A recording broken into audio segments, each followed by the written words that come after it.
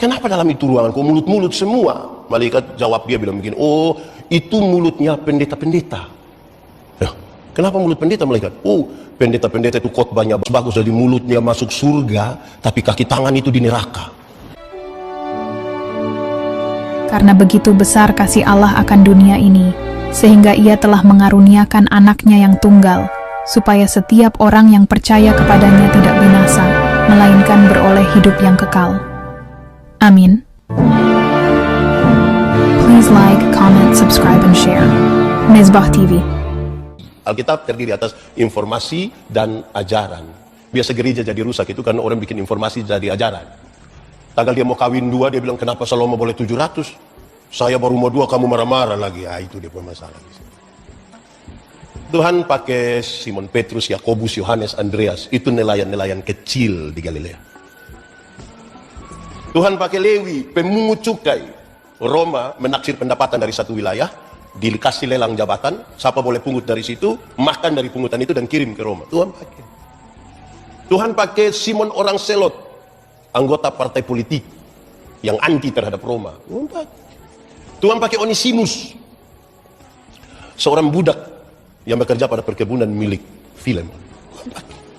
Kan itu saya sangat meyakini bahwa saya Panatan dan kita semua itu mau pakai. Sekarang kita fokus kepada Abraham. Yang menarik dari panggilan terhadap Abraham adalah, Abraham, engkau akan menjadi bapa sejumlah besar bangsa. Karena itu namamu bukan lagi Abram, melainkan Abraham. Pendeta, masa mau jadi bapa sejumlah besar orang percaya kok hanya ganti nama Abraham menjadi Abraham? Macam receh sekali. Tidak. Walaupun hanya ganti nama, tapi ini tidak seperti anak-anak dari kampung. Dulu masih di kampung, dia punya nama Yakobus. Orang biasa panggil Yakob. Datang sekolah di Surabaya 6 bulan, pulang dia suruh panggil, jangan panggil saya Yakob, panggil Jeko. Tidak sama nih.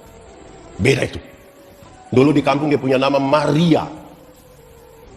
Tapi sekolah di Surabaya 6 bulan, dia bilang jangan panggil saya Maria, itu tidak gaul, itu panggil saja Manohara. Tidak sama. Beda itu, beda sekali. Abram menjadi Abraham itu sebuah proklamasi bahwa masa lalu tidak bisa dirubah, tapi masa depan mau dirancang di dalam nama Tuhan. Kita semua punya masa lalu. Bahkan ada orang yang cenderung menutup-nutupi masa lalunya supaya orang jangan tahu. Tapi juga tidak bisa dirubah. Masa lalu tidak bisa dirubah, tapi sekarang masa depan mau dirancang. Tuhan cipta manusia ini, lehernya agak begini sedikit-sedikit supaya sesekali lihat-lihat ke belakang. Tapi bukan selamanya harus begini. Karena pandangan kita menuju ke masa depan. Abram. Setiap kali menyebut nama Abram, orang tahu kalau Abram itu orang kaya di kampung. Orang kaya. Pasti punya harta, punya budak, punya tanah, punya semua. Tuhan bilang sekarang kau pergi ke satu tempat yang akan kutunjukkan kepadamu. Di sana tidak ada satu bidang tanah pun, tidak ada yang milik engkau. Satu jengkal tanah pun tidak ada buat engkau. Nanti engkau lihat bagaimana Tuhan menjanjikan sesuatu dan memastikan itu. Supaya apa? Supaya dia belajar bersandar pada Tuhan. Supaya dia belajar beriman. Kalau semua tersedia, mau beriman apa? Ini dari yang tidak ada dan sekarang dia belajar beriman. Saudara-saudara, ada banyak pemimpin pujian ketika baru pertama kali melayani, dikasih kesempatan engkau besok pimpin pujian. Oh, itu berdoa tanpa henti itu. Di grup dia bilang mohon doanya, ini tampilan pertama. Tuhan Yesus tolong. Wah, itu dia datang penuh doa. Mantap itu. Menyanyinya masih standar. Ku tahu Tuhan pasti buka jalan. Ku tahu Tuhan pasti buka jalan. Itu pertama. Sukses muat di grup. Terima kasih atas dukungan doa teman-teman semua. Pelayanan tadi berjalan dengan baik. Kemuliaan, puji, hormat dan sembahannya bagi Tuhan. Pertama. Mulai dikasih kesempatan terus menerus, mulai lupa berdoa. Kadang-kadang lupa latihan. Datang tinggal tunjuk. Yang main keyboard, dia langsung, ku tahu Tuhan pasti buka jalan. Ku tahu Tuhan. Improvisasinya tidak ada masalah. Soalnya adalah masih berharap kepada Tuhan atau tidak, itu soalnya. Abraham, pergilah ke satu tempat yang akan kutunjukkan kepadamu supaya engkau lihat. Lihat bagaimana Tuhan menyertai engkau. Kedua, Abraham. Setiap kali menyebut nama Abraham, orang tahu kalau Abraham ini suami yang tidak setia. Suami tidak setia. Tunggu-tunggu kira-kira 20 tahun lebih sedikit, istri tidak hamil-hamil. Saya bayangkan sebuah percakapan di situasi patriarki yang sangat kuat. Budaya mereka itu kan perempuan tidak boleh urus laki-laki, atur-atur laki-laki tidak boleh, laki-laki atur perempuan boleh. Tunggu-tunggu tidak melahirkan, tidak mengandung. Saya bayangkan mereka duduk bercakap-cakap. Istri pasti bilang begini, Sarah bilang, Papa mau ada keturunan, tapi kan saya sudah tua, ini sudah tidak bisa. Kalau Bapak mau itu ada kita punya pembantu. Saya membayangkan Abraham itu pasti dia korek-korek dia punya kuku begini. Baru dia bilang kalau mama rasa itu baik, Papa ikut. Wah, ini suami begini, ini mau bagaimana? Tapi suami-suami di Madiun ini setia semua. Ini setia. Saya lihat saudara ragu sendiri dengan itu kesetiaan. Tapi sekarang dia menjadi Abraham, suami yang menunjukkan kesetiaannya bahkan ketika istrinya hamil tua. Saudara bayangkan istri hamil tua. Nenek-nenek umur 70 tahun hamil, saudara bayangkan. Wih, itu kalau foto gandeng mengerikan itu. Dia setia, pegang. Abraham. Setiap kali menyebut nama Abraham, orang tahu. Yang ketiga, Abraham itu bapak yang tidak bertanggung jawab. Tidak bertanggung jawab. Ismail tidak pernah minta dilahirkan. Tidak pernah. Itu hasil kesepakatan mereka. Tapi setelah Ishak lahir dan ini anak mulai remaja, mulai belasan tahun, dia setuju ketika Sarah minta usir itu anak. Bapak bagaimana ini? Mau jadi bapak sejumlah besar bangsa, anak saja dia tidak bertanggung jawab ini. Sekarang dia menjadi Abraham, bapak yang bertanggung jawab bahkan ketika membawa anaknya sampai ke altar di Moria untuk dipersembahkan kepada Tuhan. Abraham. Setiap kali menyebut nama Abraham, orang tahu Abraham berani pergi karena ada janji. Pergilah karena akan pergi. Sekarang dalam teks ini mulai menjelaskan kau harus menjadi Abraham, orang yang berjanji untuk jalan. Kita dua bangun perjanjian. Dari pihakku ini, dari pihak engkau apa? Jalan karena ada janji itu berbeda dengan berjanji untuk jalan. Kalau jalan karena ada janji, dia tanya ada siapa di sana. Nanti kita dapat uang berapa, kira-kira berapa lama di sana, signal ada atau tidak, apa-apa itu semua dia tanya.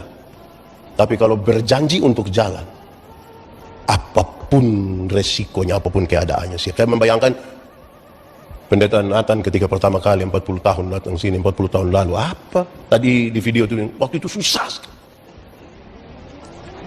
Ini sebuah panggilan untuk dua hal. Panggilan satu, panggilan untuk merendahkan diri. Engkau Bapa, cukup. Nanti orang lain yang akan menjadi raja. Daripadamu akan lahir bangsa-bangsa, engkau Bapa cukup. Orang lain akan menjadi raja. Kau rendah hati sedikit. Tetapi yang kedua, ini panggilan untuk menjadi berkat. Oh Tuhan, pakailah hidupku. Saudara tidak tahu ini lagu? Tidak tahu itu? Oh sudah. Selagi aku masih kuat, bila saatnya nanti ku tak berdaya, hidup ini sudah jadi berkat. Akan ada satu waktu kita tidak berdaya lagi. Mungkin karena lanjut usia, mungkin karena sakit, mungkin karena kecelakaan. Tapi waktu orang bercerita tentang kita, nama kita, orang bilang itu orang tua sudah banyak sekali jadi berkat. Dia sudah tidak berdaya lagi, tapi dia sudah jadi berkat. Jangan dari berdaya sampai tidak berdaya, tidak pernah jadi apa-apa. Hanya jadi beban saja. Lama-lama dia baru muncul di pintu, orang-orang baku beban muncul. Wih, kalau sampai begitu itu mengerikan itu, saudara. Nah, saudara-saudara, mari kita lihat apa di balik ini semua. Kita renungkan 6 hal ini dan selesai. 1. Kenapa Tuhan panggil Abraham yang kemudian rubah dia menjadi Abraham dalam sebuah pelayanan? Tuhan itu terlalu bisa melaksanakan sendirilah, tapi dia panggil orang lain supaya kamu lihat, kamu rasakan sesuatu dalam perjalanan dengan saya, kemudian beritakan itu pada orang lain. Tuhan panggil untuk apa ini? 1. Tuhan panggil untuk tujuan Tuhan. Tuhan panggil untuk tujuan Tuhan. Pendeta, tujuan Tuhan itu apa sih? Tujuan Tuhan itu mendatangkan tanda-tanda kerajaan Allah di tengah-tengah dunia ini. Itu tujuan Tuhan. Kerajaan itu berkaitan dengan pemerintahan. Kalau kerajaan Allah di tengah dunia berarti pemerintahan Allah berlaku di dunia di tempat di mana kita tinggal. Kalau Allah memerintah, kasih pasti ada, keberpihakan pasti ada, kedamaian pasti ada, keprihatinan pasti ada, persekutuan yang baik pasti ada. Tanda kerajaan. Sekali lagi Tuhan memanggil kita untuk tujuan Tuhan. Tapi saudara tahu, tujuan Tuhan itu bisa bergeser ketika tujuan kita mulai kita masukkan dalam pelayanan. Tujuan Tuhan itu bisa digeser karena tujuan kita. Di gereja kami, saya pendeta Gemit, gereja Masih Injili di Timur. Penempatan pertama setelah ditabiskan jadi pendeta itu, 70% jemaat Gemit ada di pedalaman, hanya 30% ada di kota. Itu kami ditempatkan pertama itu di kampung-kampung. Nanti nama-nama tempat sudah ada. Kami berdoa, tarik semacam lot begitu, di dalamnya sudah tulis di sini, berangkat 4 tahun. Waktu sebelum menarik itu nama-nama tempat, kami dikasih dulu satu surat yang kami tanda tangani, bersedia ditempatkan di mana saja di seluruh wilayah pelayanan Gemit. Kami pergi semangat melayani pendeta yang pergi itu melayani luar biasa. Orang lihat pendeta macam begini mesti ditaruh di kota ini. 5 tahun berlalu saya dimutasikan dari tempat itu ke satu tempat yang lebih parah dari segi fasilitas dan jangkauan. Saya mulai berpikir, masa pendeta yang macam begini taruh di sini? Tujuan Tuhan itu mulai bergeser dengan tujuan kita ketika kita mulai merasa pantas. Waktu kita mulai merasa pantas, tujuan Tuhan mulai perlahan-lahan kita geser. Lama-lama bukan Tuhan pakai kita pakai Tuhan. Saya punya kisah satu yang beberapa teman pendeta tidak suka. Mereka bilang, "Yandi, kau bikin cerita begitu. Kalau kau tidak setuju, kau bikin cerita lain. Kan masing-masing yang kita punya ciptaan." Saya bilang begini, di satu acara, datang pendeta, duduk di samping ada nenek-nenek, orang tua, satu oma-oma. Dia orang yang ya mungkin lebih bisa disebutkan agak susah lah. Terus dia bilang begini kepada pendeta, "Pendeta, tanggal 14 bisa pimpin ibadah di rumah?" Pendeta bilang, "Aduh Pak, itu saya sibuk itu, ada jadwal itu. Nanti penatua saja pimpin." Tidak apa-apa pendeta, tidak. Mereka ambil makanan, duduk makan sama-sama. Basa-basi pendeta bilang begini, "Ibu, mau bikin acara apa di rumah? Bikin acara apa di rumah mau ibadah itu?" Terus ibu-ibu bilang begini, "Pendeta, saya punya anak laki-laki yang pertama itu baru saja dilantik jadi komisaris bank. Dia ada mau bikin acara sekaligus mau titip berkat sedikit." Terus pendeta bilang, "Sabar dulu, itu tanggal berapa tadi? Tanggal berapa?" Terus ibu bilang tanggal 14. "Oh ibu, tadi kita pikir ibu bilang tanggal 4. Kalau tanggal 4 memang kita sibuk, tapi 14 boleh ibu, boleh." Saudara lihat ya, kalau itu bukan tujuan Tuhan, kita mulai geser dengan tujuan kita. Apalagi kalau kita mulai merasa pantas, Sekali lagi saya ulangi kalimat ini, nanti bukan Tuhan pakai kita pakai Tuhan. Pak Pendeta, pernahkah itu terjadi? Banyak terjadi. Kemurnian selalu harus diuji, termasuk dengan ketika kita mulai merasa pantas. Kedua, sekarang Tuhan sudah panggil Abraham, sudah ada tujuan Tuhan. Lalu bagaimana sekarang Tuhan mengutus Abraham untuk pergi? Dia lengkapi. Dari Tuhan panggil kita, dia melengkapi kita. Melengkapi dengan apa? Karunia. Setiap orang yang percaya kepada Tuhan diberi karunia-karunia Roh Kudus. Secara cepat saya sampaikan, karunia-karunia Roh Kudus dibagi dalam 2 bagian. Satu, karunia-karunia motivasi, berkhotbah, mengajar, menyanyi, mendampingi orang, karunia motivasi. Tapi yang kedua, karunia manifestasi, menyembuhkan orang, bicara dalam bahasa roh, menerjemahkan bahasa roh. 2 karunia ini dipakai untuk pembangunan jemaat. Jadi Tuhan ketika memanggil saya, memanggil saudara, memanggil kita semua, Dia tidak pernah suruh kita pergi kosong. Dia lengkapi dengan karunia-karunia. Sehingga kalau ada orang dipanggil untuk melayani bersama, tidak ada satu orang pun yang dia bilang, "Saya tidak bisa apa-apa." Bisa begitu. Karena kepada kita dilengkapi dengan karunia.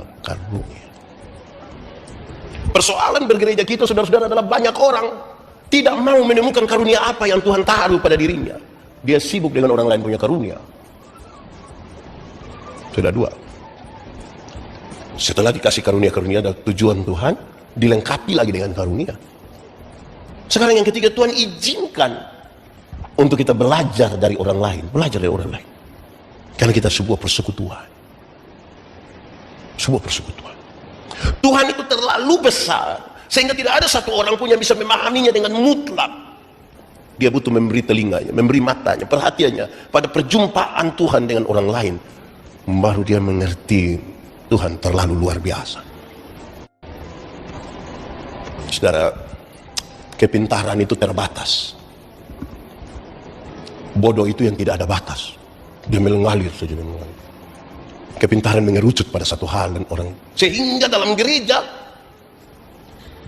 tidak ada Superman. Super team ada. Saya suka beberapa kalimat dari video tadi. Pendeta, pekerja gereja, gembala pekerja gereja, dan seluruh jemaat yang mengasihi Tuhan bersatu. Kemudian nama kami yang disebutkan, tapi itu hasil dari sebuah persekutuan bersama. Tidak ada satu orang yang sebegitu hebatnya dalam gereja. Persekutuan yang paling hebat. Belajarlah dari orang lain. Karunia-karunia yang berbeda pun supaya kita saling melengkapi satu dengan yang lain. Saya pimpin sebuah acara. Sebelum berkhotbah ada kesaksian dari satu ibu. Dia punya kesaksian menarik juga. Dia bilang begini, ada satu waktu antara tidur atau tidak tidur itu, dia dibawa oleh malaikat ke surga. Menurut dia surga itu bagus sekali. Saya pikir ya memang pasti bagus lah surga, masa jelek. Dia jalan-jalan keliling surga, terus di satu ruangan di pojok, dia coba mau lihat ke dalam. Waktu dia lihat begini, ternyata yang dilihat itu ada mulut-mulut, banyak mulut di dalam itu ruangan. Dia tanya malaikat, malaikat, kenapa dalam itu ruangan kok mulut-mulut semua? Malaikat jawab, dia bilang begini, oh itu mulutnya pendeta-pendeta. Ya, kenapa mulut pendeta, malaikat? Oh, pendeta-pendeta itu khotbahnya bagus, dari mulutnya masuk surga, tapi kaki tangan itu di neraka. Saya tersinggung itu dengar itu kalimat itu. Pas bagian saya khotbah sebagai ibu, kita dua klarifikasi yang tadi. Kita selesaikan dulu ibu. Saya belum berkhotbah sebelum kita dua selesai. Ibu tahu pisau? Tahu ibu? Coba ibu ambil pisau, ibu potong ibu punya jari kelingking. Waktu sudah berdarah, terus ibu bilang begini, rasa kau. Bisa? Tidak bisa pendeta. Ya itu. Alkitab menggambarkan dengan baik bahwa kita ini satu tubuh dengan anggota yang beda-beda. Mata, karena dia tidak lebih penting dari telinga. Kaki tidak lebih penting dari tangan. Semua kita menjadi penting. Tidak ada satu orang pun lebih penting dari yang lain. Saya bilang, ibu, siapa yang malam-malam perut sakit, dia mau ke WC, terus kaki bilang ke perut, maaf, pergi sendiri. Tidak bisa, kita bisa sama-sama. Betul atau tidak? Alkitab mencatat, karena kita satu tubuh. Tangan terluka, mata ikut menangis. Dan kalau mata menangis, tangan ini apa ini? Melap. Sudah, yang penting saudara mengerti lah ini. Saya itu susah cari bahasa Indonesia begini kan kita punya kesatuan. Saya bilang, ibu mengerti itu? Ya. Hai ibu, kalau begitu mau masuk surga, masuk semua. Masa mulut di surga kaki? Ibu bicara bagaimana ini penyesatan ini. Kita satu tubuh, semuanya menjadi penting. Ibu ngomong begini, sebentar orang pikir pendeta Yandi hanya mulut saja. Nanti orang periksa di surga, oh ini mulut pendeta Yandi ini. Oh memang terlalu ibu, jahat sekali ibu ini. Kesaksian saja jahat begini. Jadi Tuhan kasih kita belajar dari orang lain. Karena kita sebuah persekutuan. Di dalam gereja itu kan banyak orang toh.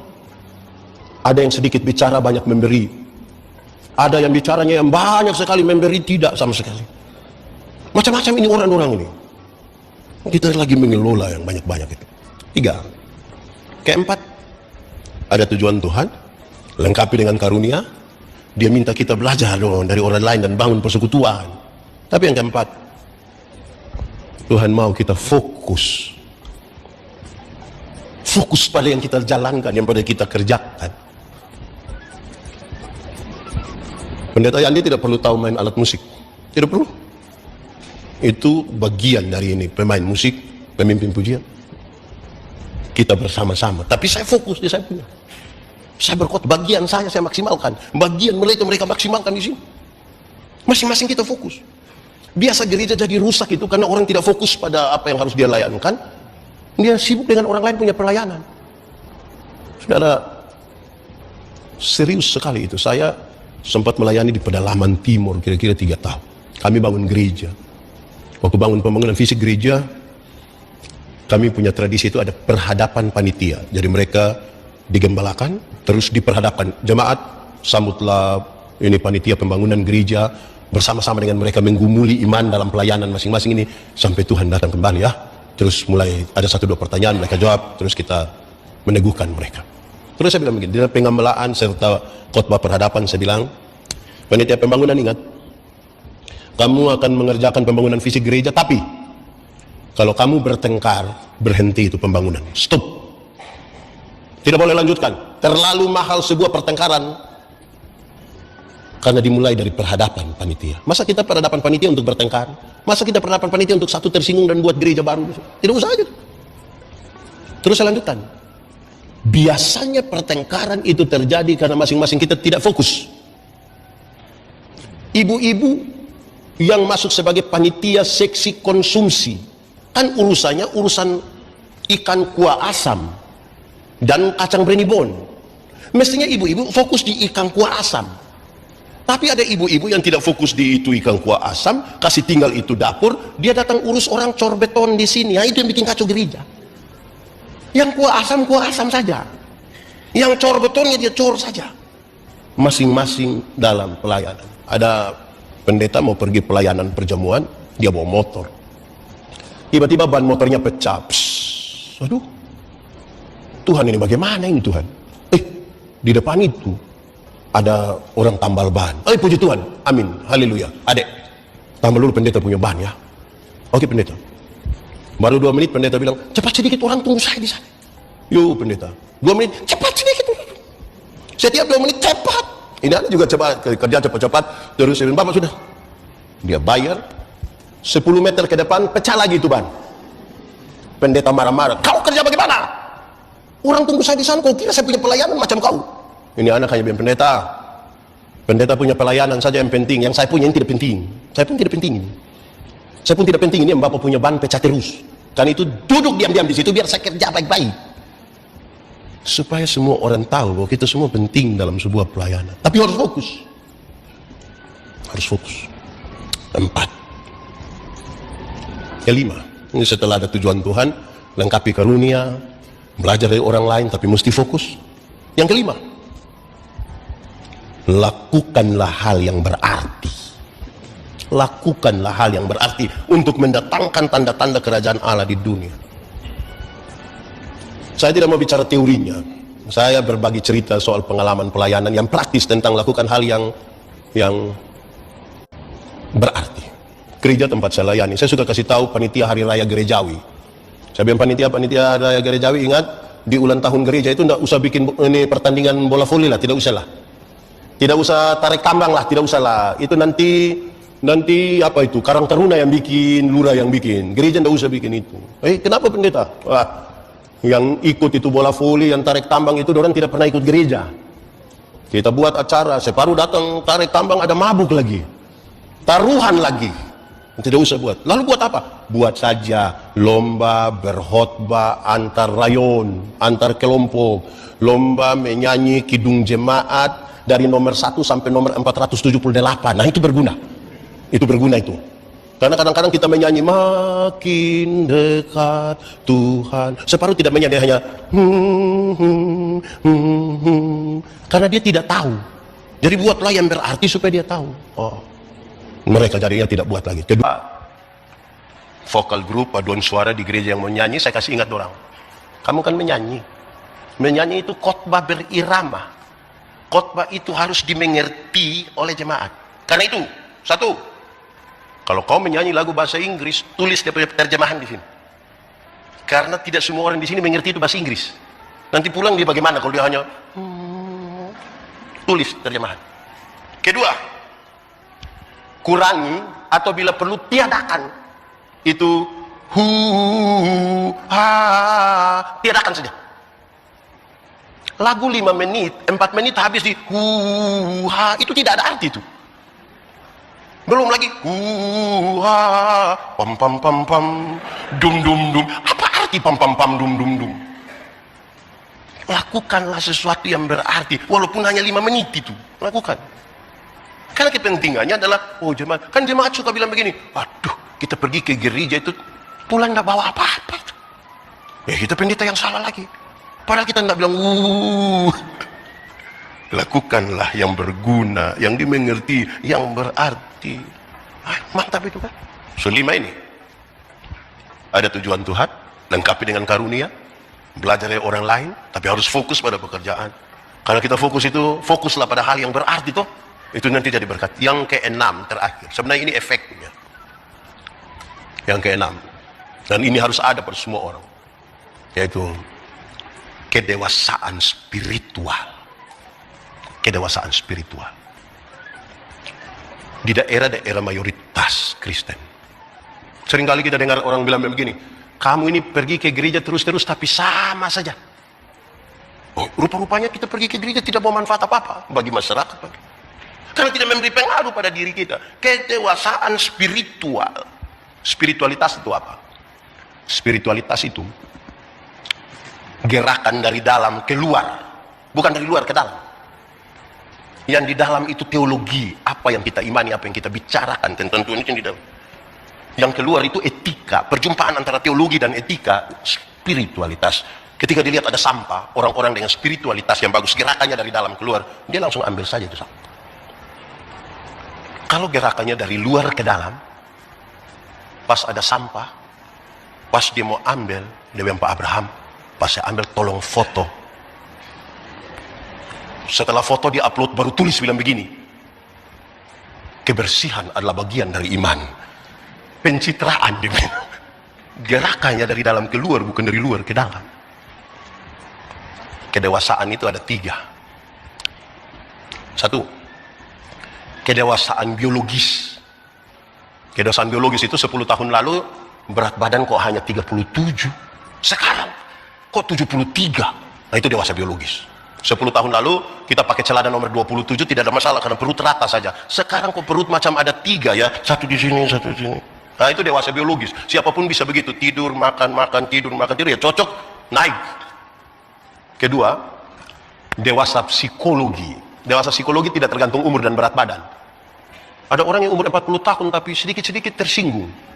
Sedikit-sedikit tersinggung. Sedikit-sedikit tersinggung. Loh, tersinggung kok sedikit-sedikit? Di Kupang itu kalau orang suka tersinggung di hadapan banyak orang, orang suka bilang begini. Badan besar tapi dia macam anak-anak itu. Ketiga, dewasa iman. Ini berkaitan dengan spiritualitas. Dewasa iman itu ada anak umur 3 tahun. Ada meja berat 10 kilo, ada mimbar berat 10 kilo. Anak umur 3 tahun bisa pikul meja yang 10 kilo? Nggak bisa. 17 tahun kemudian, itu anak umur 20 tahun. Dia bisa pikul meja yang 10 kilo? Yang berubah anak atau meja? Anak. Itu dewasa iman. Tidak meminta beban menjadi ringan, tapi dia berdoa meminta bahu yang semakin kuat. Orang dewasa iman tidak akan pernah merengek-rengek meminta Tuhan supaya masalah menjadi berubah. Kan dia tahu, kalau Tuhan izinkan ada masalah, Tuhan menghitung seberapa kuatnya dia. Amin. Saudara punya masalah? Tidak usah omong. Saya lihat yang ini muka masalah semua. Masalah ialah kesenjangan antara harapan dan kenyataan. Misalnya kami yang muda-muda, harapan menikah umur 28, kenyataan sudah 34, ini masalah. Harapan menikah dengan dia, kenyataan dia nikah dan kita punya teman lagi, tambah masalah. Soal bukan soal, masalah bukan masalah, cara menangani masalah yang biasanya jadi masalah. Karena itu saudara-saudara, orang dewasa iman dia tahu, kalau ada sesuatu yang berat, Tuhan, kan engkau yang menjanjikan kekuatan. Besok-besok Abraham sudah ada satu tempat, Tuhan, kan engkau yang suruh saya ke sini. Kemampuan saya sampai sini maksimal. Oh Tuhan. Nah, karena itu orang dewasa iman hampir tidak meminta orang lain berubah. Tapi siapa berubah? Kadang-kadang kita sibuk untuk orang lain berubah, lupa untuk diri sendiri. Saudara, disitulah orang mempertaruhkan dan mengimani bahwa ternyata dalam saya kira ini saya tidak mungkin bicara beliau waktu mulai mengembalakan itu saya baru umur 7 tahun. Bagaimana ini 40 tahun melayani? Tapi ada pertaruhan di situ, yaitu Ada bagian yang kita kerjakan, tapi selebihnya itu bagian yang Tuhan kerjakan. Bagian kita maksimalkan. Mati hidup itu soal iman. Yang iman kasih tahu di otak. Otak, yo, kau tahu kau tidak? Tidak tahu. Kenapa? Otak. Mati hidup ini Tuhan yang atur. Jadi dari otak kau kasih tahu kaki, kalau ada trek lari kencang ikut jalan raya, kaki jangan lompat ke tengah jalan. Nah, terkoneksilah. Apa yang kita imani, apa yang kita ucapkan, apa yang kita lakukan. Ada masa depan dalam tangan Tuhan. Amin. Tuhan menyiapkan masa depan bagi anak-anakmu. Amin. Koma. Tapi yang antar itu anak ke sekolah, bukan Tuhan yang antar. Siapa yang antar? Orang tua antar. Atau siapa di Madiun yang karena terlalu sibuk pagi-pagi dia berdoa, Tuhan, saya sibuk Tuhan. Jadi Tuhan tolong jemput anak-anak. Tuhan yang jemput pulang menangis, langsung menangis kita. Jadi bagian kita laksanakan. Di anak-anak muda saya bilang dorang dua hal. Yang pertama saya bilang, ini nona-nona yang belum menikah ini, yang belum menikah, ada bagian kamu. Tuhan punya bagian tuh ada. Jodoh itu akan datang dengan sendirinya. Itu bagian Tuhan. Itu pun kalau dia tahu rumah ya. Sendiri. Tapi ada bagian kamu. Bagian itu, bagian dari nona-nona itu adalah, kalau itu ada laki-laki datang bilang, non, maukah nona menjadi mama dari anak-anak kita? Engkau punya tugas itu bilang, iya. Nah, itu engkau punya tugas. Jangan ini orang datang ya, non, maukah engkau menjadi mama dari anak-anak kita? Terus nona bilang, maaf, semua Tuhan suator. Nah, Tuhan suator bagaimana kalau engkau tidak bilang ya? Satu datang yang Tuhan sudah atur, satu datang Tuhan sudah atur, ya pusing kita nanti. Ada bagian kita. Di laki-laki saya bilang begini, ini laki-laki, mungkin kalau di Madiun mungkin tidak ada ya, ini di kami saja. Saya bilang laki-laki, kamu ini lebih baik berhenti sudah, stop sudah, bertobat sudah. Tiap hari hanya mabuk, judi, judi, mabuk, judi, mabuk, judi, mabuk. Tapi dia bikin story bilang begini, semua akan indah pada waktunya. Apa yang indah? Itu indah ketika pulang kembali ke rumah Bapak. Jadi ada bagian yang mesti kita kerjakan. Pelayanan itu kerjasama dengan Tuhan dan dengan semua. Bagian-bagian kita maksimalkan. Selebihnya itu Tuhan memberkati. Mari tunduk kepala di hadapan Tuhan. Mari angkat hati kepada Tuhan. Boleh siapkan 1-2 menit untuk berdoa. Firman Tuhan berkata, kalau kamu dengar suaranya, jangan keraskan hati. Minta Roh Kudus lembutkan setiap hati yang keras. Nikmati saja 1-2 menit bersama dengan Tuhan. Kalau ada yang mau diucapkan, katakan dengan jujur. Ingat, manusia mungkin bisa kita tipu, tapi Tuhan tidak bisa kita tipu. Dia lihat sampai ke kedalaman jiwa kita. Dan dia sungguh tahu siapa kita di hadapan Tuhan Allah. Kalau ada yang mau berkomitmen, berkomitmenlah pada Tuhan. Bapa di surga, terima kasih. Kami sudah mendengarkan firman-Mu. Terlalu terbatas kami sebagai manusia. Kami mohon Tuhan, kalau Tuhan di dalam kami dan kami dalam Tuhan, biarlah benih-benih firman-Mu bertumbuh dan berbuah dalam hidup kami. Demikianlah kebenaran yang kita pelajari hari ini. Semoga hati kita terus dikuatkan dan diperbarui oleh kasih Tuhan, karena Tuhan selalu menyertai. Tuhan Yesus memberkati.